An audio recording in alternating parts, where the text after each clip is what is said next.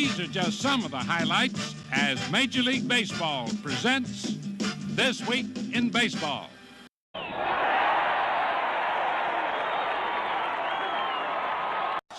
Capacity crowds came out to Dodger Stadium last weekend, but they were soon haunted by an all-too-familiar sight, the smooth power of missile launches,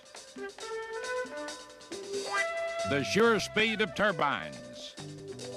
The mention of its name can be an act of deterrence.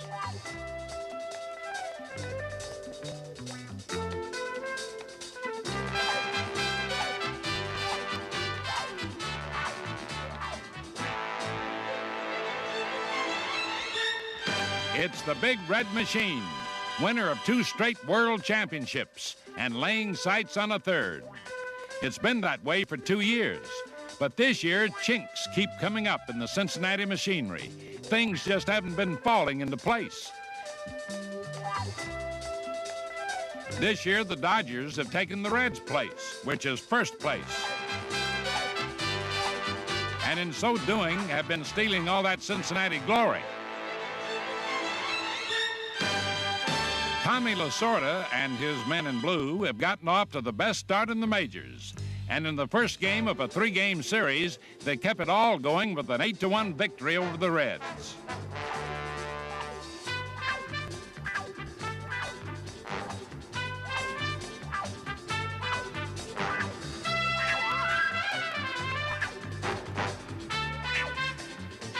With the victory upping their lead over the Reds to 13.5 games, record crowds turned out over the weekend to see how much further the Dodgers could push that lead.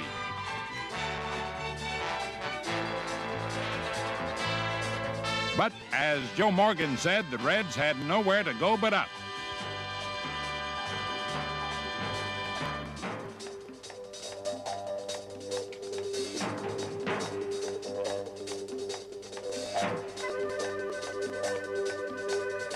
And up they went, starting Saturday. George Foster drove one to left, and Dusty Baker didn't get it. Ron Cey drove one to center, and Cesar Geronimo did.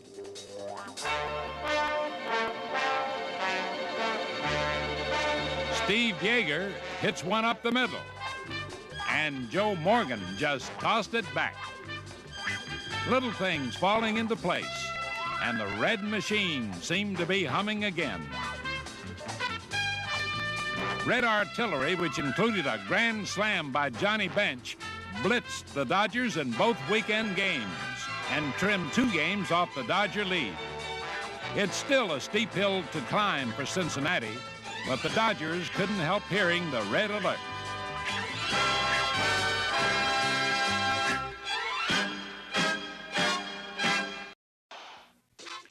Around the major leagues this week, we found a few oddities and entities which we figured you might enjoy. Did you know Pete Rose likes to hurdle? Well, here he goes after a foul pop. Take it away, Pete.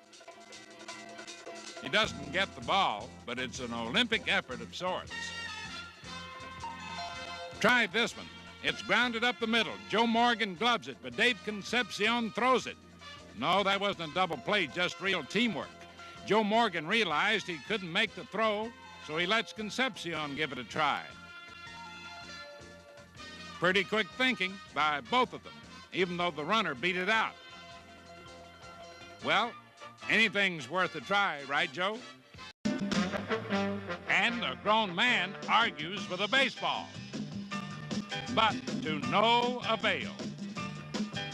These are just some of the highlights as Major League Baseball presents This Week in Baseball.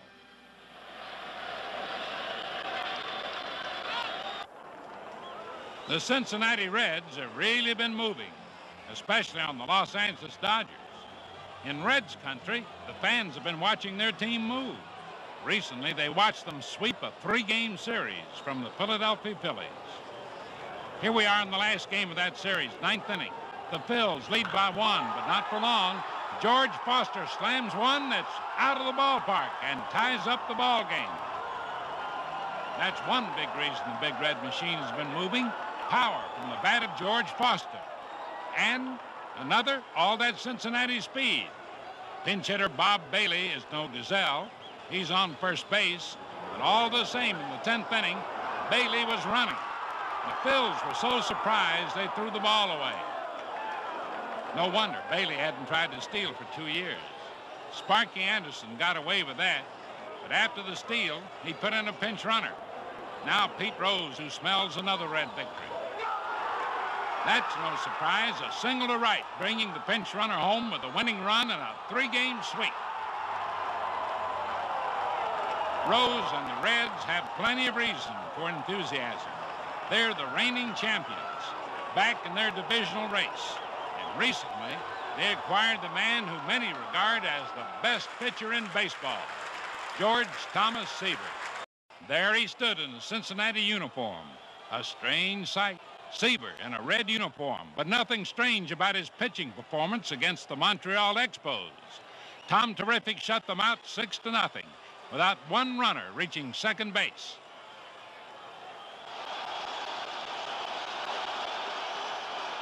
And pitching wasn't all he gave to his new team. He proved he could also swing the bat, stroking 2 singles and driving in a pair of runs.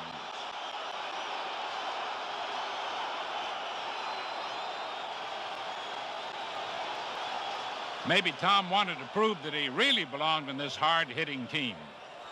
The Reds know he belongs, even if he never gets another base hit. Because if Tom Seaver pitches for them like he did for the Mets, 3 Cy Young Awards, 4 20-game seasons, the best lifetime ERA of any active pitcher, Cincinnati figures their chances of overhauling the Dodgers to be pretty good. The Dodgers figure differently. Just ask Captain Steve Garvey. To me, Tom Seaver is probably the finest right-handed pitcher in baseball, and for any team that he goes to, he's both going to be a physical and psychological asset. And of course, Cincinnati needs that right now, being anywhere from 5 to 10 games behind us. But it makes me wonder why a world champion would give up so much to get a player of Tom's ability. I think when they lose Eastwick and Nolan and Zachary, it more or less neutralizes the effect of Tom Seaver. We hope so at least, but we feel we have a quality team and one that's going to go on and win the pennant. Here's another effort to control the ball, but legal this time.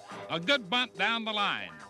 Pete Rose tries to tell this ball to be good and roll foul. Nice try, Pete, but some balls just have a mind of their own. How about that? How about another one? Ken Griffey takes off after a foul fly and backhands it. This was tougher than it may have seemed. Watch it again. Griffey had to catch it on the bullpen mound with a twisting backhand at that, like playing in a cow pasture. Pennant fever had the mercury rising in Reds country.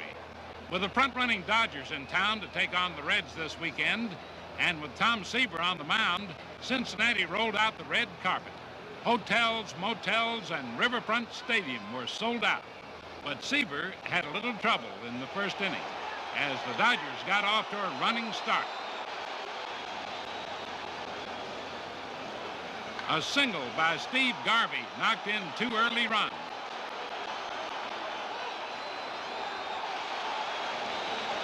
Seaver allowed the Dodgers 1 more run, which proved to be just enough for Tommy John. As Casey Stengel would say, John threw a lot of grounders. He held the big red machine to 2 runs by keeping the ball down and keeping the Reds on the ground. Los Angeles turned over 4 big double plays and bounced their way to a 9.5-game lead in the National League West. That set up some weekend of baseball excitement with spectators and participants involved in a great storm of baseball. Reds ready. Dodgers ready. So, folks, just sit back, relax, and watch the battle.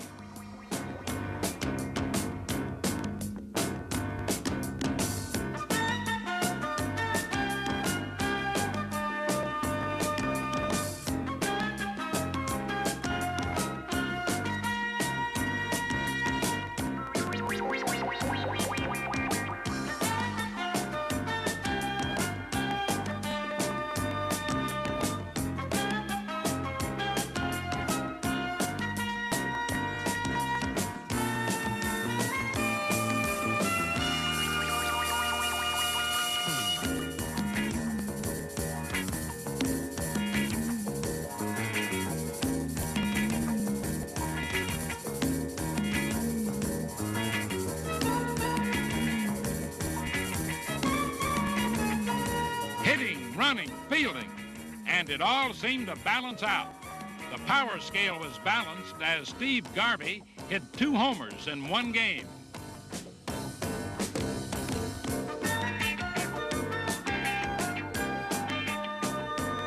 And Johnny Bench slammed 2 in another.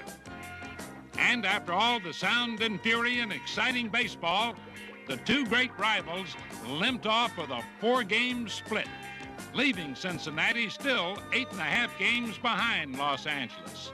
But it's still a long time from July to October, and plenty of time for lots of exciting baseball.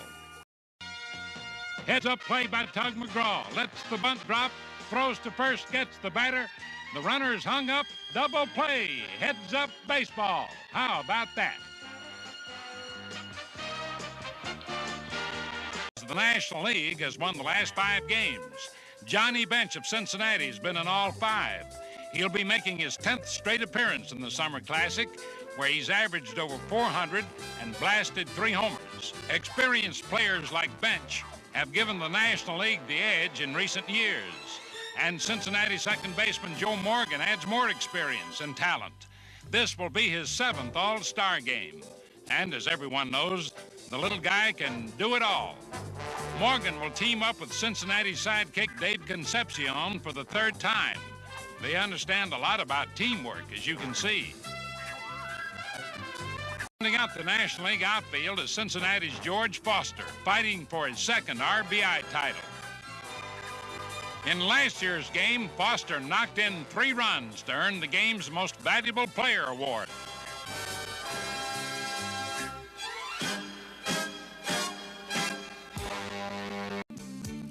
Catch this one from San Diego.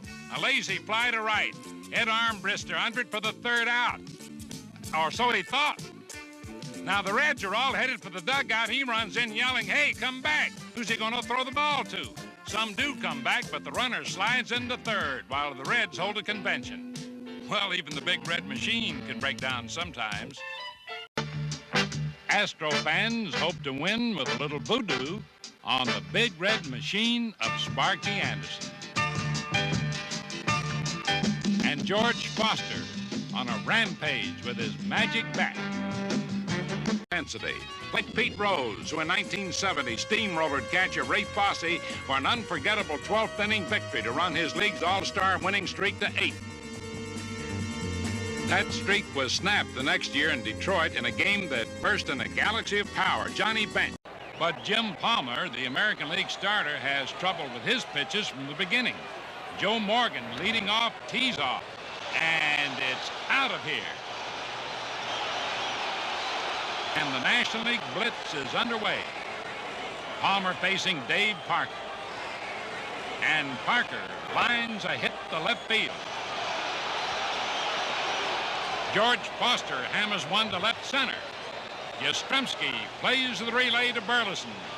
And here you see Parker turning 3rd, steaming for home. The throw, and he's safe at the plate. That's 2 across against the Orioles. Rod Carew up at bat.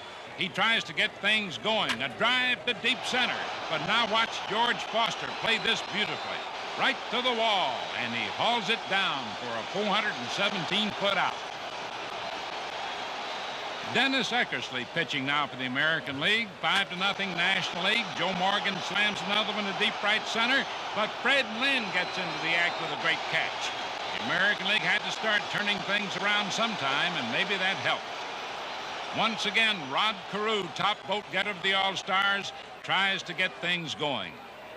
Tom Seaver now on the mound for the National League, delivers, and so does Carew.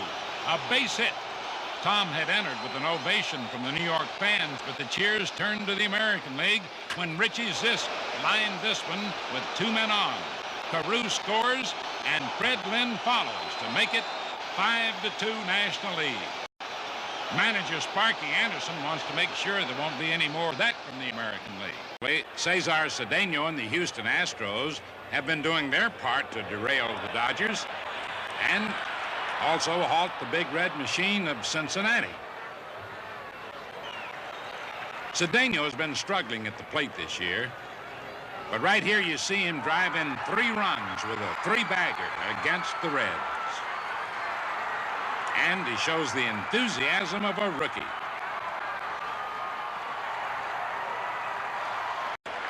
After working out a spell over the front-running Dodgers, the Astros put their hex on the Reds. Sparky Anderson didn't need that because he's been looking to make up ground. Youngsters like Jose Cruz wouldn't let him. Cruz connects, and the ball is going, and it is gone. Jose is just one of several young Astros now maturing toward stardom. He has power and is one of the league's top base stealers. So is Enos Cabell, who can also run and hit. Here he hits and runs out a double against the Cincinnati Reds. But the man who really hurt the front runners this week is Big James Rodney Richard, now getting it all together on the mound. He's got them coming and going.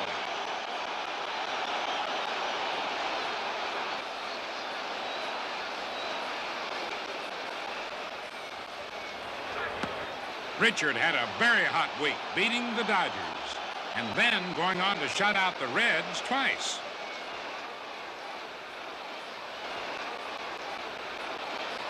How about that? Now, honestly, how often does any pitcher shut out the Big Red Machine twice in a row?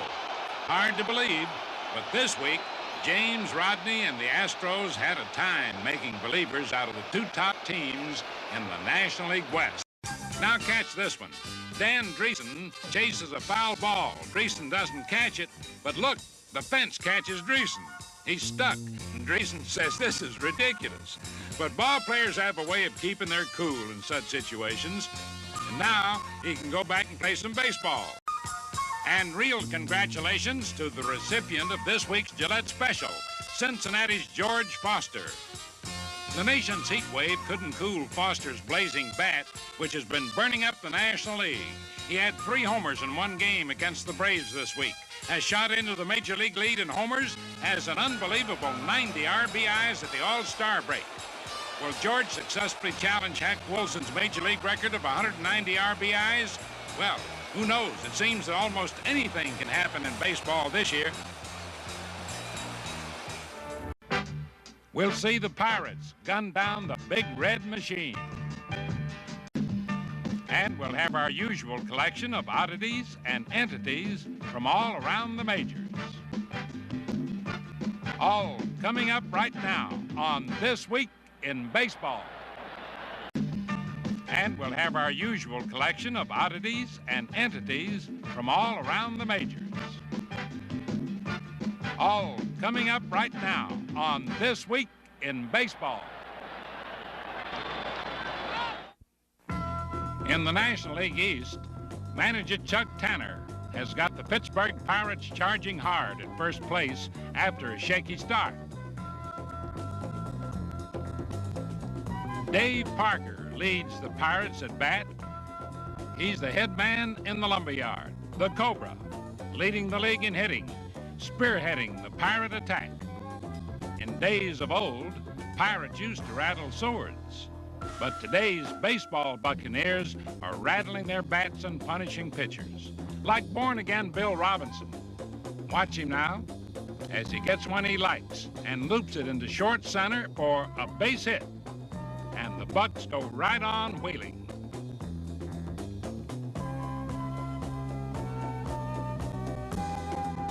Another heavy hitter, Al Oliver, pounds one, and watch it go. And man, it's gone.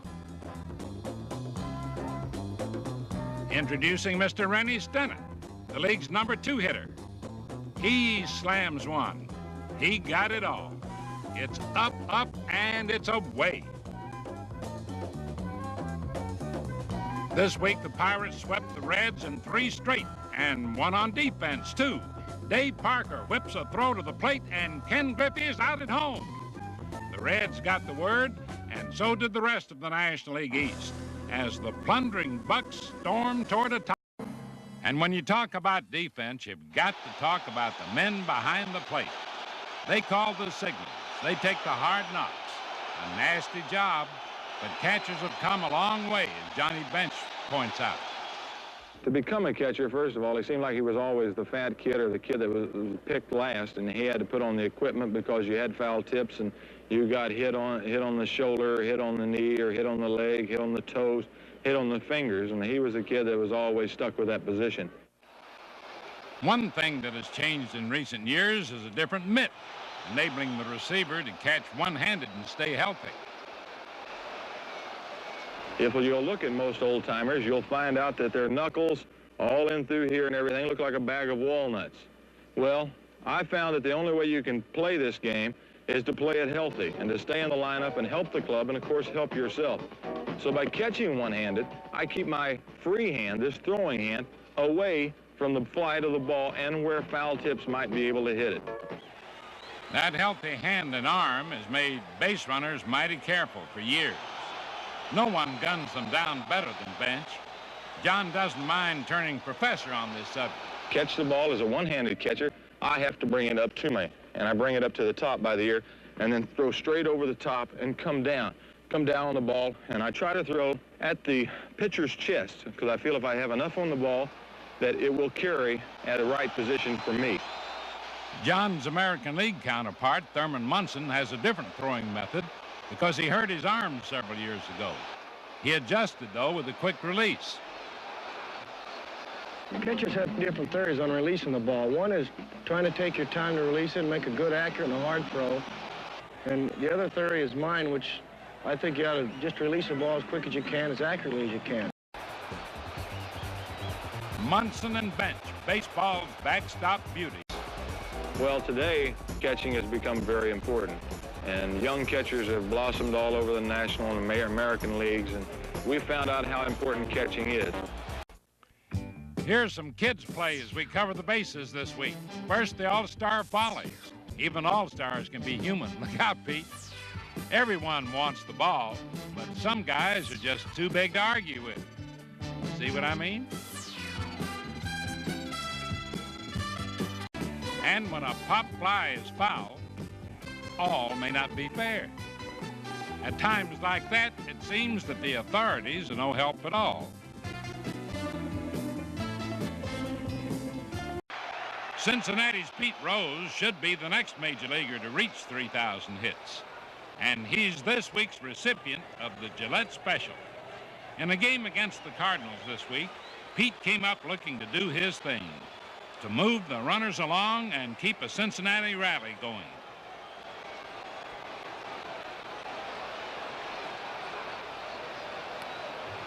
A hit to right center. And pretty soon everyone was standing and applauding because Pete Rose, with that hit, had just passed Frankie Frisch's major league record for the most career hits by a switch hitter, 2,884. Nice going, Pete. You know, Sparky Anderson once said that Pete Rose is the Cincinnati Reds. And in a sense, Pete Rose is also baseball, an active example of what this game is all about. Congratulations, Pete. Headlines from Chicago. The Cubs and Reds play an epic game. And it comes right down to a photo finish.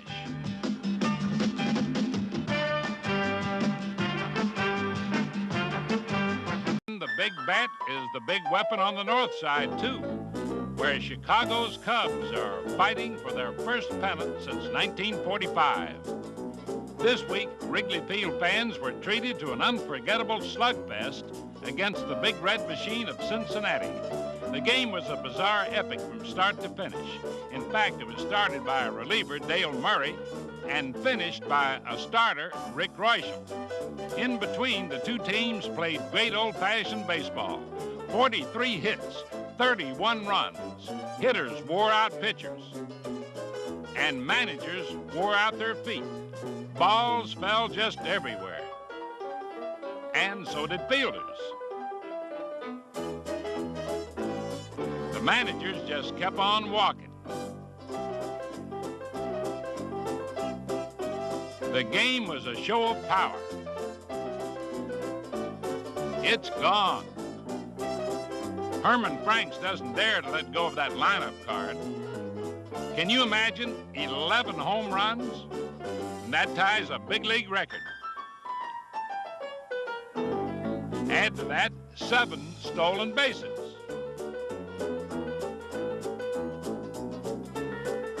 And add to that some dynamic defense.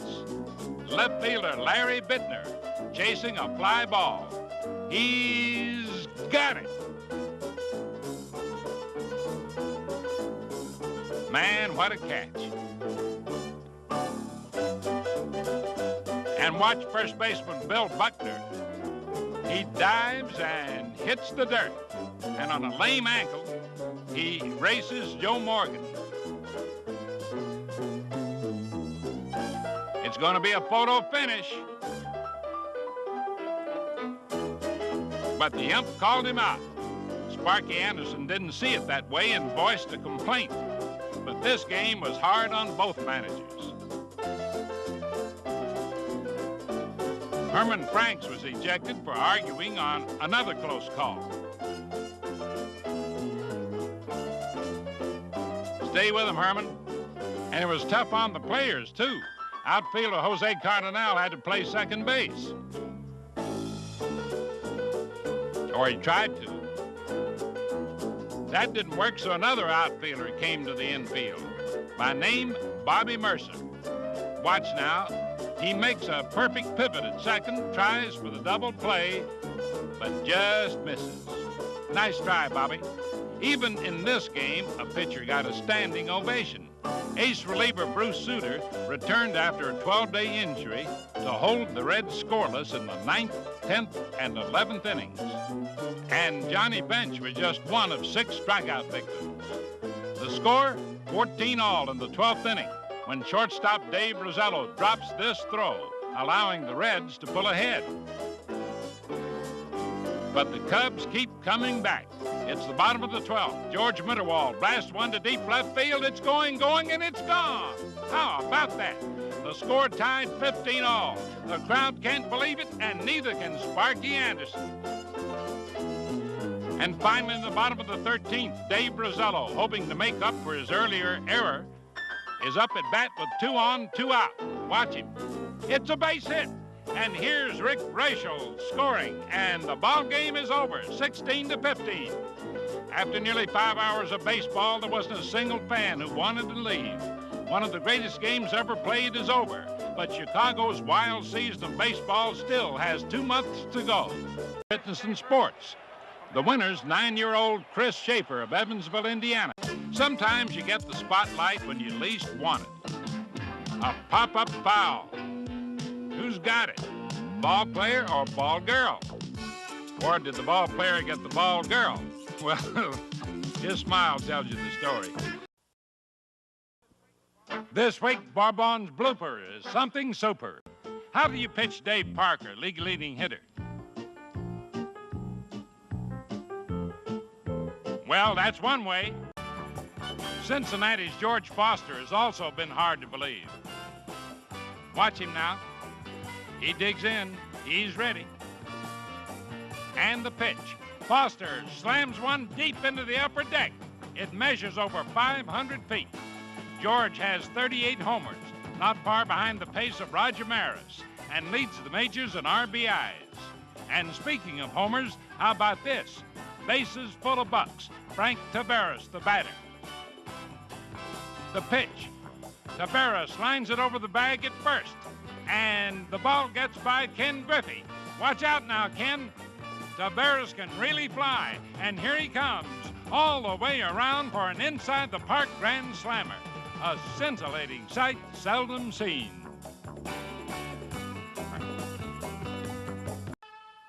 In Los Angeles, pennant fever burns steadily as the Dodgers hold a comfortable lead over the Reds in the National League West. Manager Tom Lasorda is proving to be no idle prophet. He told his boys they'd win it, and he told each one what he thought they could do, particularly Reggie Smith, who's bounced back with a great year. Tell us about it, Reggie. My personal goals were goals that were asked of me by Tom Lasorda, and that's to try to hit somewhere between 25 and 30 home runs and drive in between 90 and 100 runs. And myself, I wanted to hit 300, add 300 in that. So I'm well on the track of accomplishing those goals. And I think a lot of the fact has to do with the team that we have. It makes it possible to attain those goals. The team may make it easier for Reggie to attain his goals, but Smith has made it easier for the Dodgers in their struggle against Cincinnati. The fact is, most all of the Dodgers are reaching the goals set by their manager.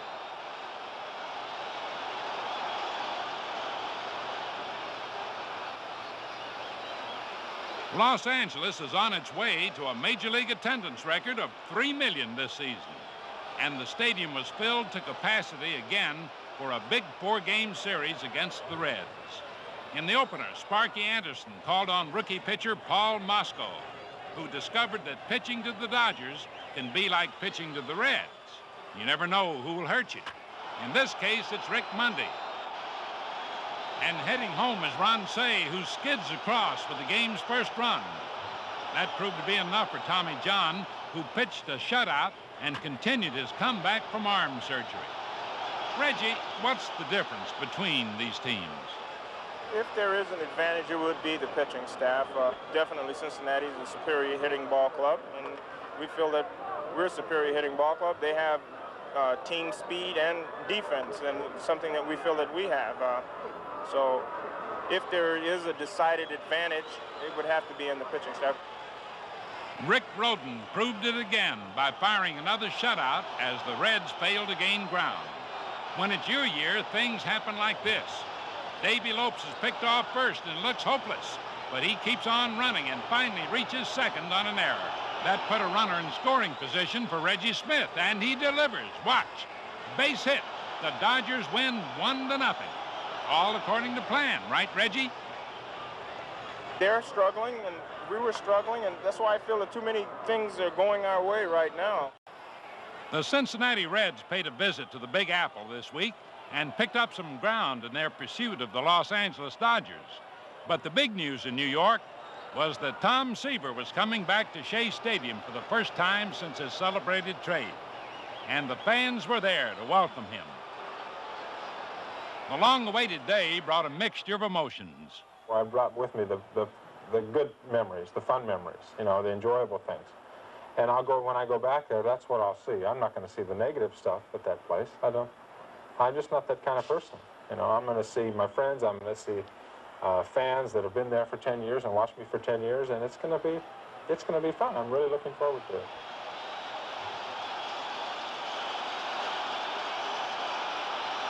It may have been fun for the fans to welcome back their old hero, but his uniform said Cincinnati. And it wasn't fun for the Mets to really discover how tough it is to hit Tom Seaver.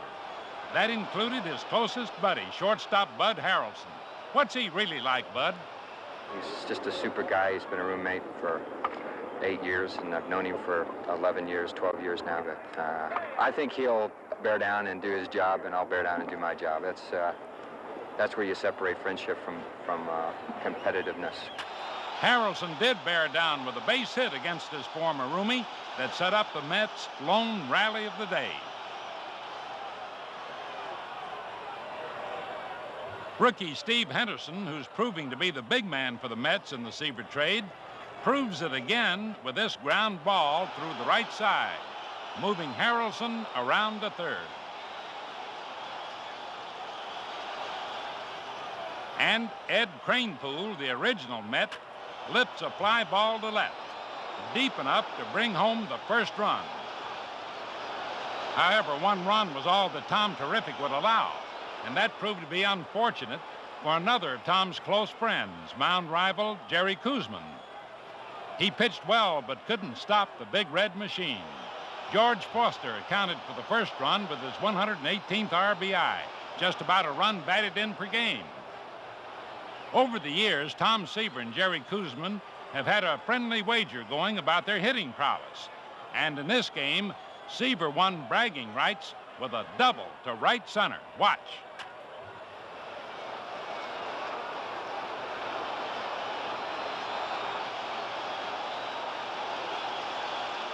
But Seaver, Pete Rose, and the rest of the Reds have their minds on more serious business like winning a pennant.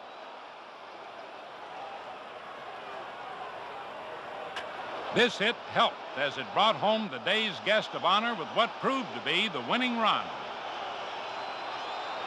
Despite all the emotion and publicity, it all added up to a typical Seaver victory. And through this summer of changes, one thing still remains the same for Seaver. I love to fish. I really do. It is the most single exciting thing that I do. Exciting you are, Tom. And there are countless fans who really love to see you pitch. The Reds keep running with all they've got.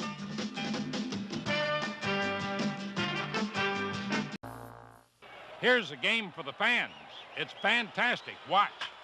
Mike Schmidt slams one to left, and it's gone downtown.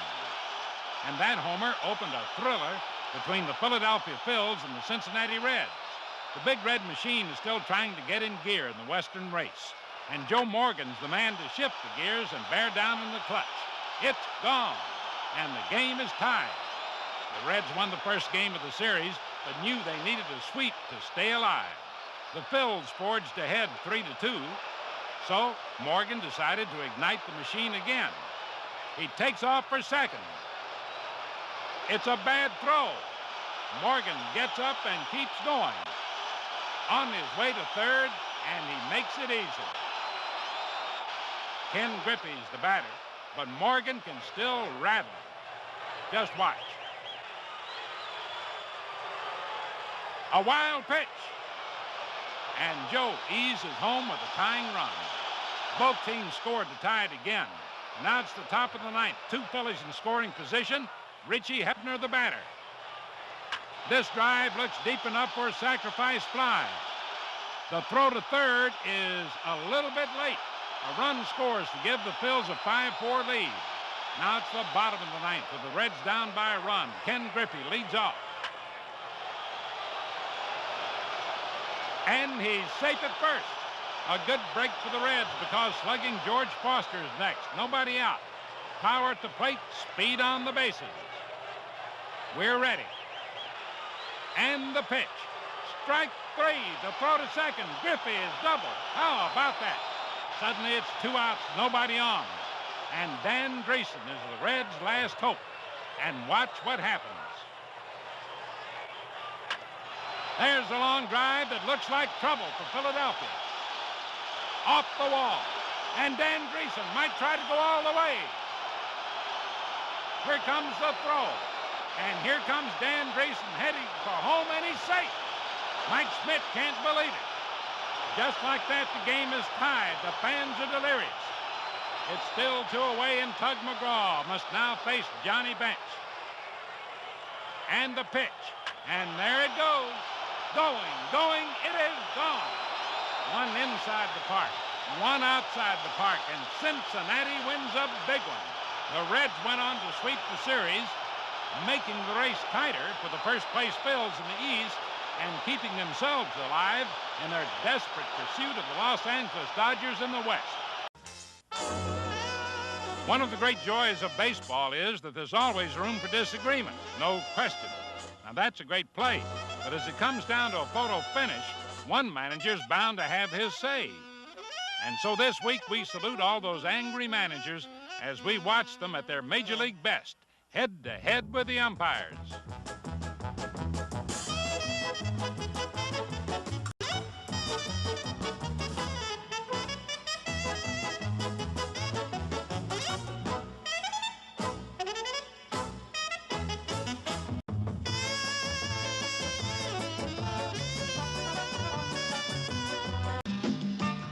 Contenders find it tough to overtake the leaders. The Philadelphia Phillies are also hot and continue to win in the National League East. This week, the Cincinnati Reds found the going mighty tough in Philadelphia. Just watch George Foster go for another RBI.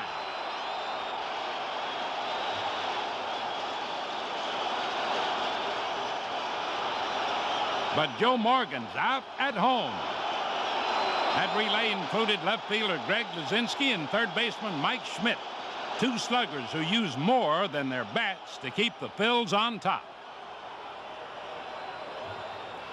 Now watch Schmidt do his thing at third.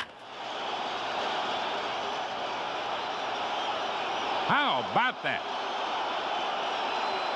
Second baseman Ted Sizemore has really done a job this year. He's hitting close to 300 and doing what it takes to produce rallies. That's one base, and after reaching second a little bit later, Sizemore attempts to steal third. Just watch the play. It's an overthrow. And that gives Sizemore a ticket all the way home.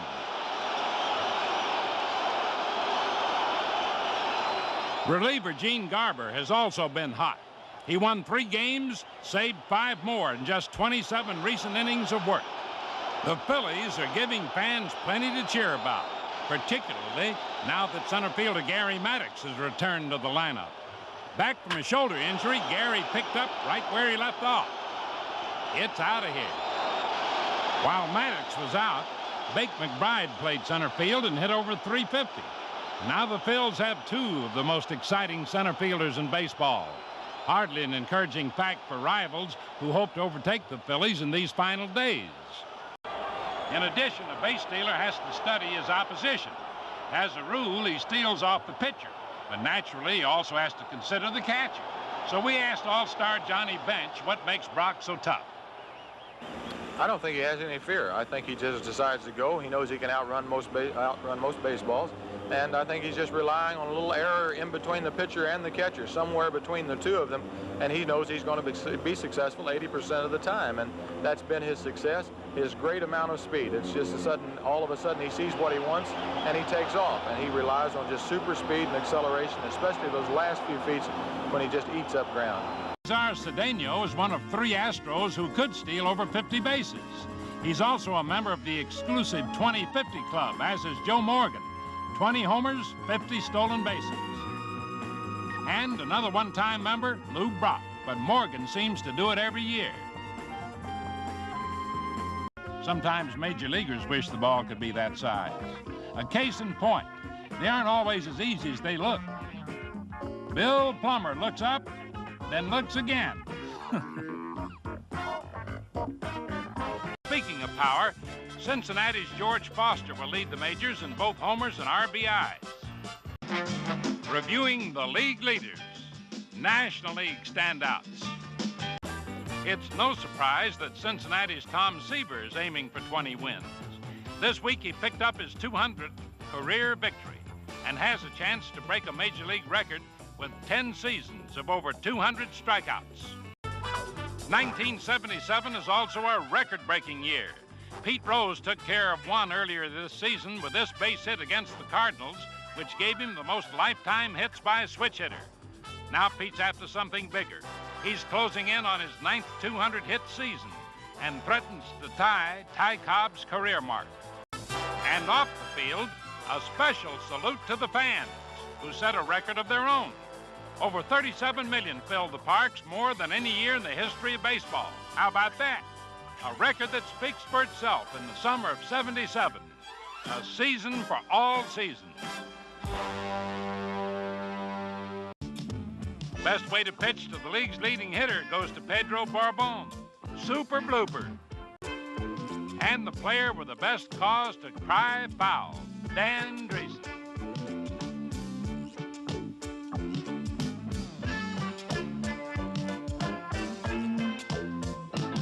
And now, presenting the award to the ball girl most anxious to play the game.